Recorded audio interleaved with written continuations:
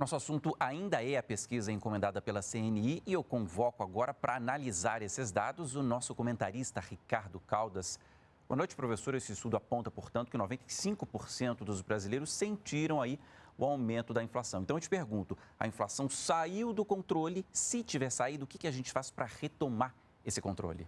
Boa noite, Paulo. Boa noite a todos que estão nos assistindo. Nós preparamos, inclusive, uma arte para tratar desse assunto, que é um assunto da maior importância, né? Já está aqui com a gente. Então, como já foi mencionado, não custa nada reforçar, né?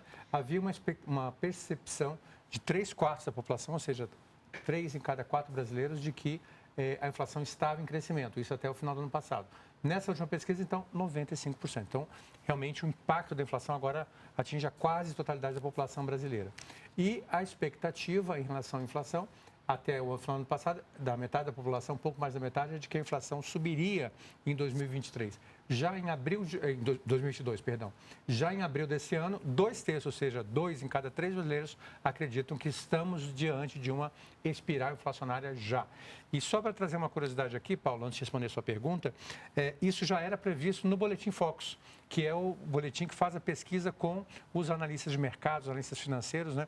Então, eles começaram lá no início do ano lá atrás, né? 3%, 4%, 5%, e agora no último boletim disponível de 25 de março, então, esses analistas já esperavam uma inflação de 6,86. Ou seja, há um clima, respondendo a sua pergunta, de que a inflação em 2022 será superior ao previsto e ao que era estimado lá atrás. Agora, isso pode ser revertido? Sim.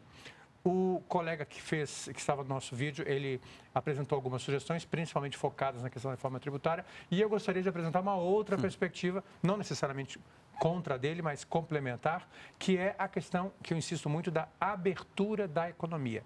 Quanto mais a economia estiver aberta, mais concorrência, mais competição e a tendência, então, é a queda dos preços. Então, vários produtos que nós mencionamos aqui foram mencionados no vídeo, como, por exemplo, carne, hortigranjeiros, frutas, verduras. Gasolina.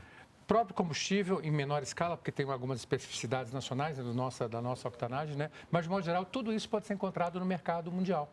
Então, se você reduz as tarifas, como aliás já foi feito, né? Nós vimos aqui há um mês atrás, né, a redução de várias tarifas de importação, e isso deve continuar, na minha opinião, e ser aprofundado, porque quanto mais essa competição for forte, menor será o impacto, então, nos consumidores. Não podendo esquecer que nós temos uma situação muito positiva no momento, que é a redução do real em relação ao dólar, ou seja, estamos tendo uma desvalorização do dólar e uma valorização do real. Isso é importante porque torna os produtos importados mais baratos. Daí a importância do que eu falei de abrir a economia, trazer produtos importados para tentar segurar os preços. Até lá as pessoas vão se virando, né, com alternativas, né, professor?